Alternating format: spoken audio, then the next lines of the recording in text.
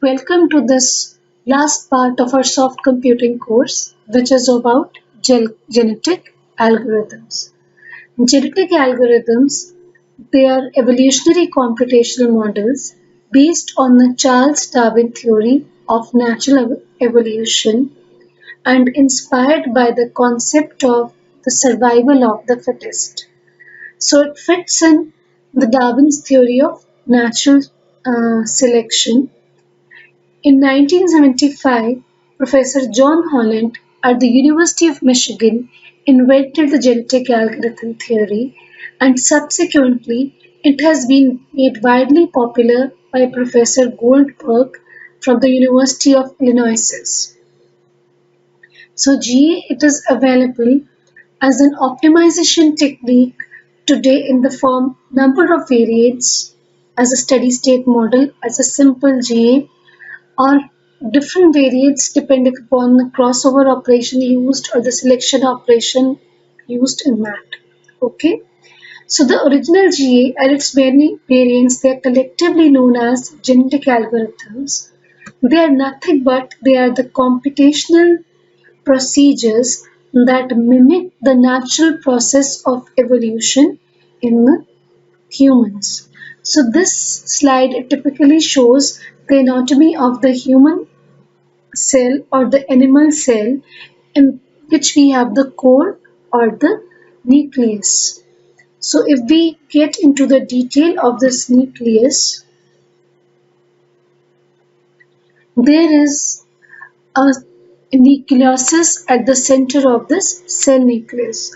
So this core or this nucleus, it is responsible for containing all the genetic information of a animal or a human being. So all the information required for the creation of appearance and the behavioral features of a living organism is contained in its chromosomes. So what a chromosome is? Chromosome is built of DNA. In human beings, chromosome occur or they exist in the form of pairs, and there are 23 such pairs in the human body.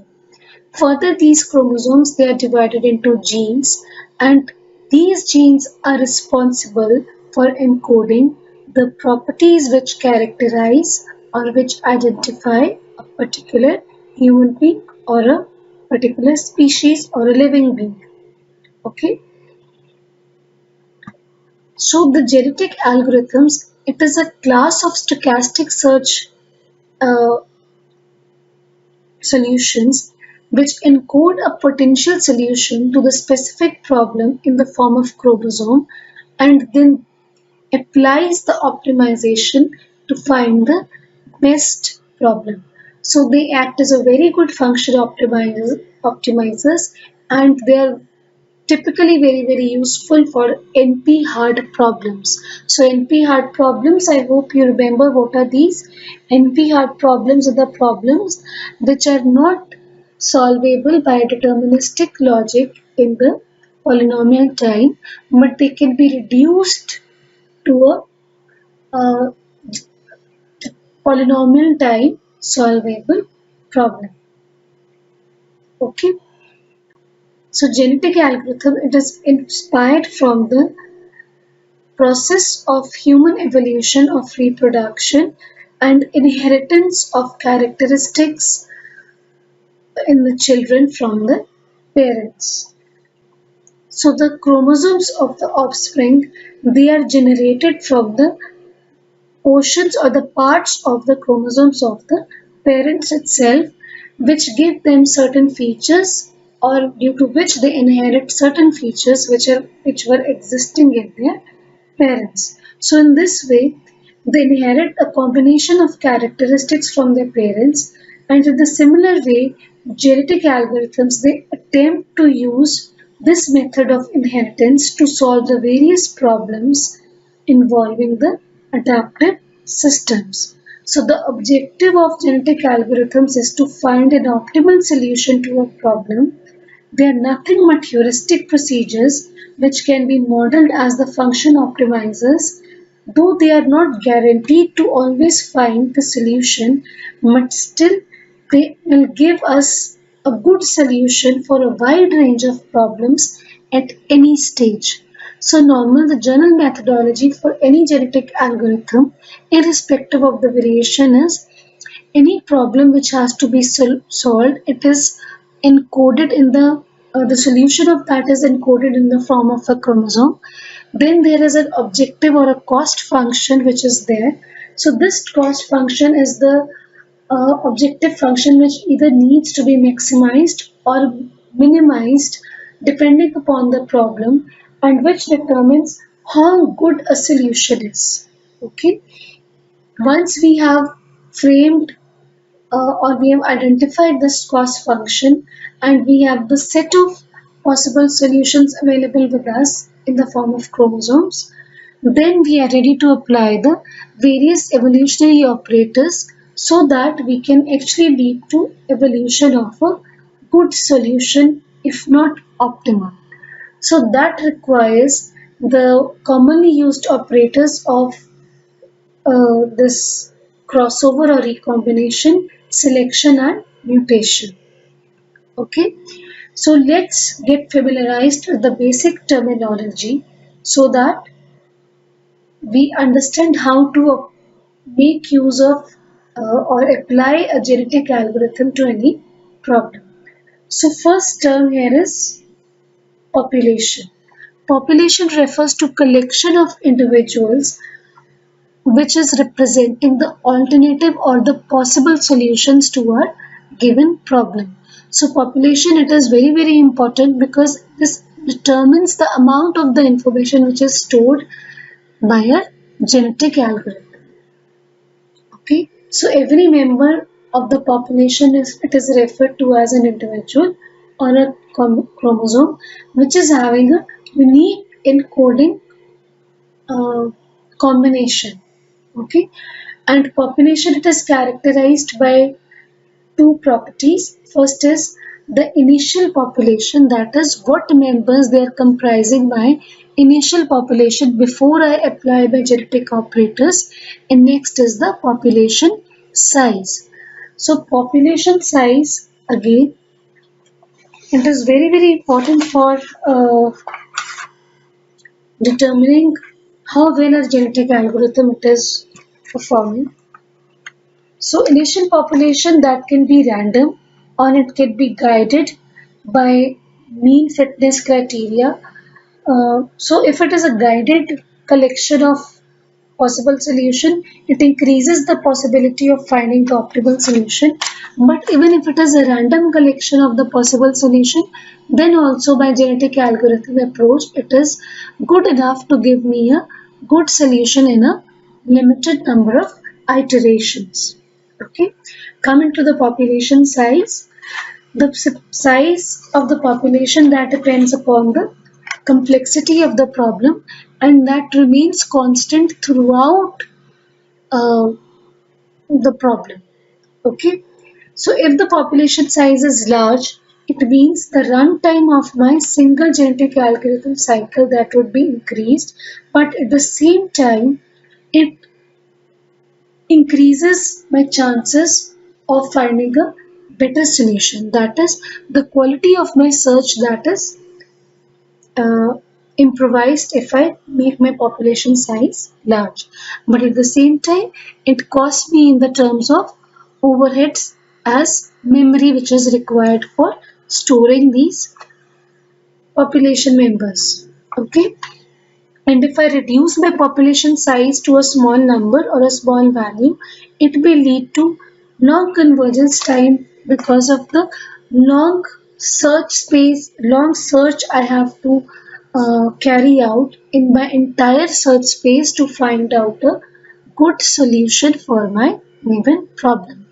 So over the time, over the different generations in which in each of which I apply a set of genetic operators, my population it is going to evolve, and the evolution is such as to find a good solution. So it is moving towards finding a good solution of my problem.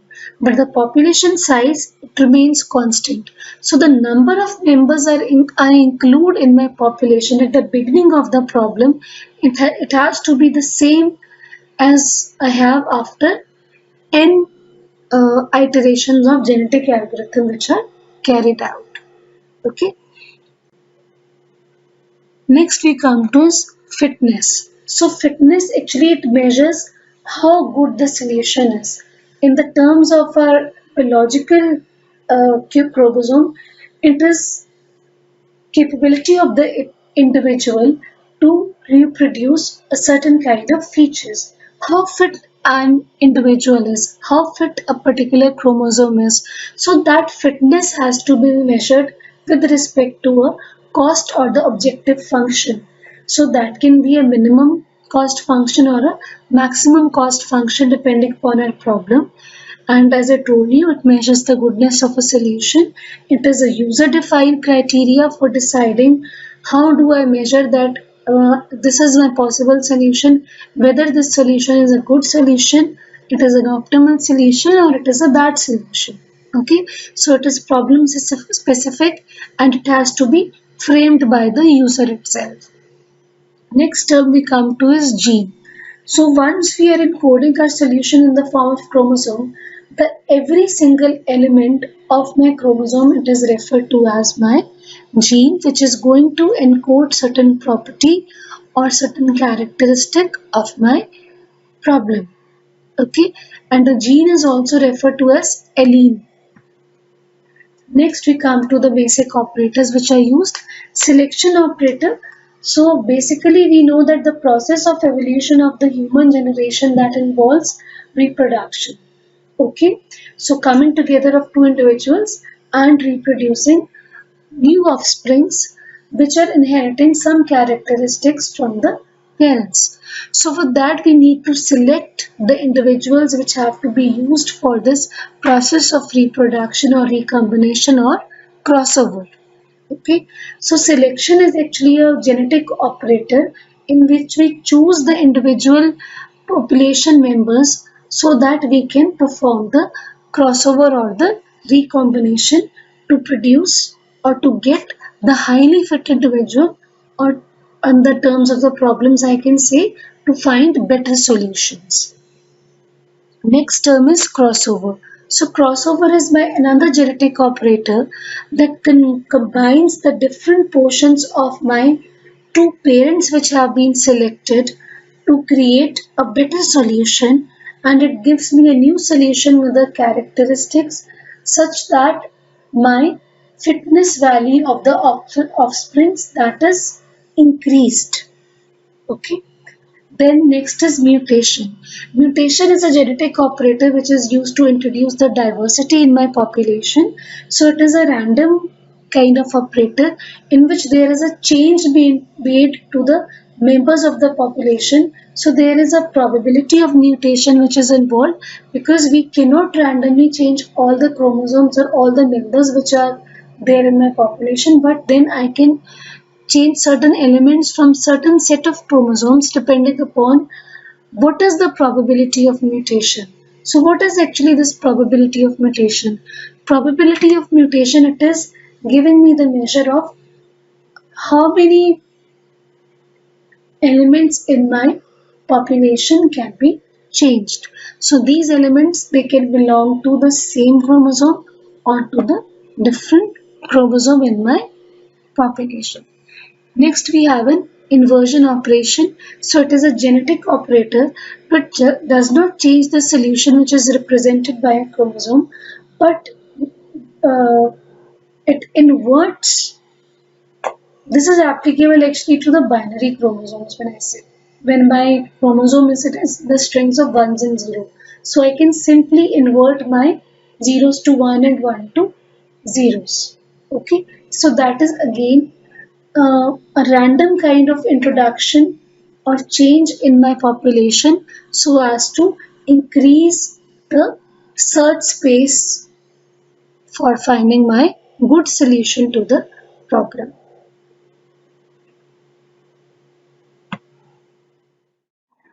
Now we are familiarized with the basic terms of genetic algorithms. So, as I told you in the beginning, there are different variants of a genetic algorithm which are available, like steady state genetic algorithm, or there is a simple genetic algorithm. But we'll discuss simple genetic algorithm. Okay. So let's just see how these operators they come together. So first, whenever we're going to talk about the methodology or the flow of the genetic algorithm, so first we have to create the population. So the first step is that we are going to encode our problem solutions in the form of chromosomes, and we choose a random number as a population size depending upon the complexity of my problem and form a population. So let's say my population has n individuals where each individual is representing a potential solution to my problem. Normally the we try that whatever individuals we are including in our population, they should be diverse, or they should be covering almost all directions or all parts of my search space, so that I am able to direct my search for good solution in all the areas and go for the best or the optimal solution which is available. So that is very very important. Okay, the more diverse my population would be, better my genetic algorithm performance will be. Okay, because for traversing the search space, it will take time. Now, what I mean by this is I would just like to explain this. So, let's say this is my search space, okay, in which I want to find my solution. So, when I'm creating my population, I am creating random points.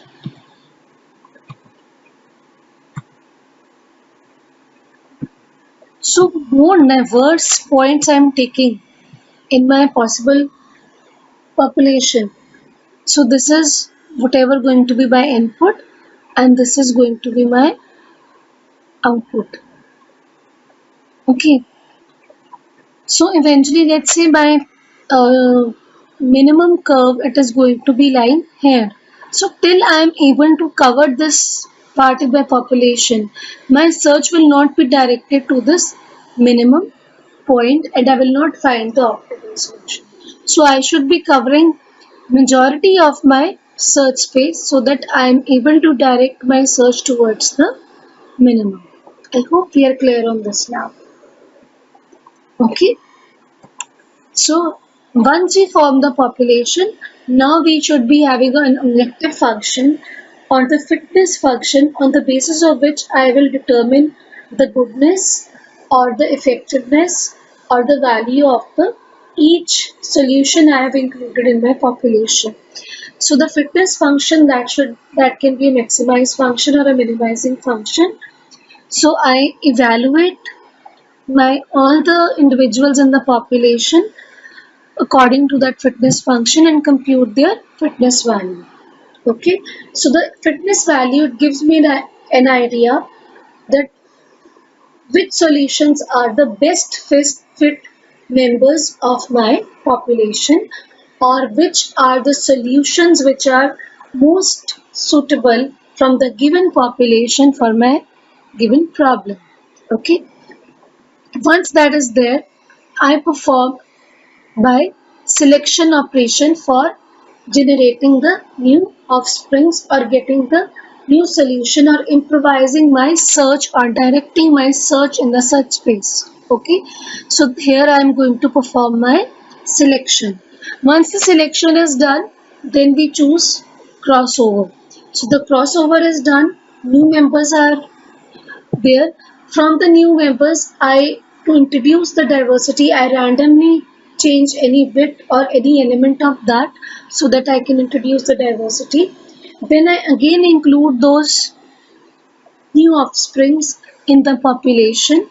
Now there has to be a replacement policy for that, for including the new members, because as I told you the population size has to be the same. Okay, so if I'm having the n members at the beginning, and I am choosing 2 and creating 2 new offsprings. So that will give me total n plus 2. But my population size, it has to be constant to n. Okay, so it means I will have to remove 2 members from a population. Now, what is the criteria for removing that? That is also to be decided. That can be. So I have to replace uh, 2 individuals from a population. They can be the individuals with the this lower value of fitness, or they can be random. So any criteria can be there, but some replacement policy has to be there depending again suitability the problem. Once we have included the new offsprings in my population, I again go for the fitness evaluation and check if I am getting the achieving the cost function value which I wanted. If that is satisfied, then I can stop my genetic algorithm, else I have to perform the next run of my genetic algorithm. So this was a brief insight into what your genetic algorithm methodology is. Let's discuss it in the form of a flowchart. So the first step, as you know, it is nothing but start. When I say start, it means I should be having some encoding strategy or some encoding mechanism for encoding my solution in the form of a chromosome. Okay, once I am able to do that, then next we need to have is we need to have a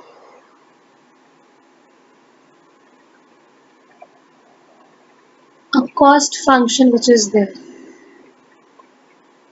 So I can have a cost function. Once I have my okay cost function, then I randomly select. So I'll randomly select my population. Okay. For that, I need to determine the size of the population and the members. So two decisions they have to be made when I am going to decide my population.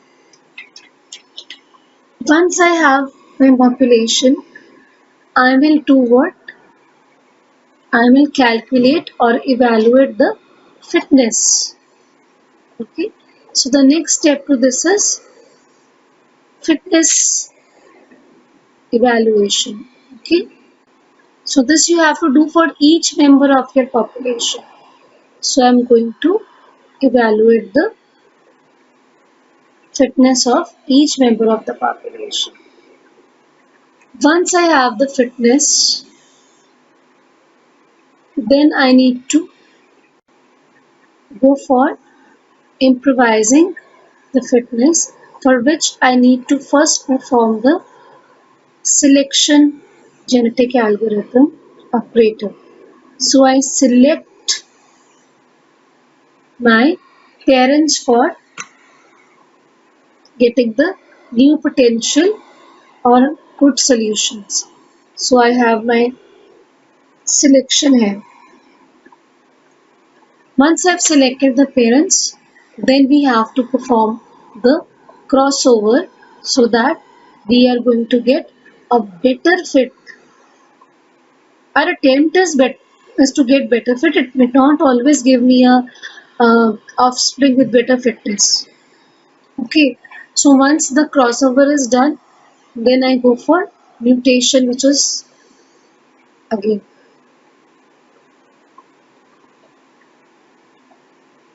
So I for mutation to introduce the diversity. Once the mutation is done, next thing is I again evaluate the fitness of my population. Now here I have to decide once I have done my evaluation of the fitness of the offsprings, I will have to perform certain replacement. So I include, so now in the first initial stage I didn't include it, but here I need to have some replacement policy to maintain my population size.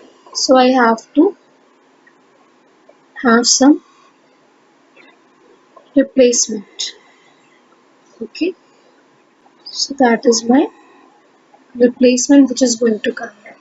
Once my replacement is done and my population size is maintained in, now I'll check my fitness for my population for whether the criteria has been met. So this I'll put as additional step again. So here we have a decision whether my stopping criterion it has been met or not. Okay. Now when I say stopping criterion, that can be the value of your cost function which you wanted to achieve. Let's say I wanted to minimize, I'm talking about the VLSI circuit partitioning only. We have used genetic algorithm for optimizing the partitioning of a circuit, how to effectively partition it. In that case, my cost function should measure the number of cuts between the partitions which I created. So let's say I want that number of cuts that should be minimized. So I want that to be reduced to 1. So one stopping criterion can be I have reduced that value of the objective function or the cost function to 1. Okay, or it may be fairly possible that I am reducing my criteria, I am reducing my cost function, but it has not been reduced to the minimum value. So I can have the stopping criterion as the number of runs. Let's say I say that I want to get the good value or the good solution in the 100 iterations. So that stopping criterion that can be either iterations or the minimized value. So you check whether it has been met or not. So whether my stopping criterion it has been met or not. If the criterion is met, yes, the criterion has been met, we can stop, else we have to continue with the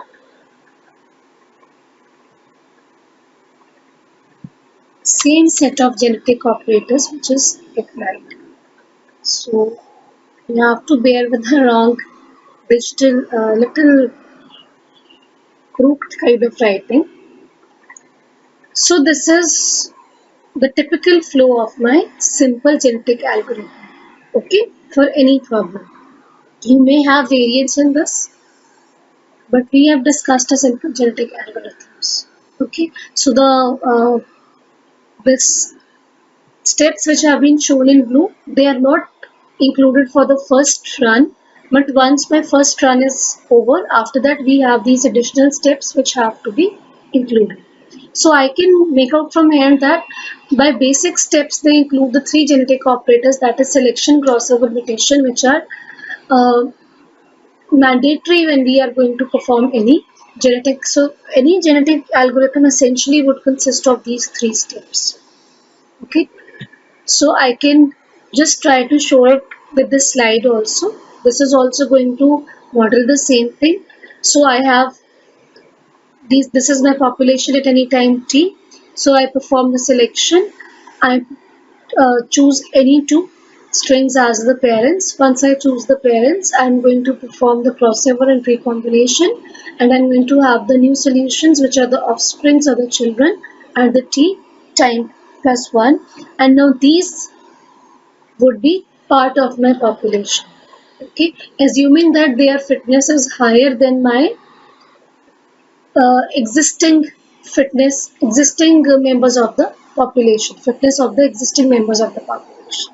Okay, so I hope we are clear on what the simple genetic algorithm model is. Okay, now in the next lecture we would actually continue with how to actually start with encoding of my, or what are the different ways in which I can encode my chromosome according to my problem, and then what are the different types of crossovers and the selection operators which are used. So thank you so much for this lecture. Thank you.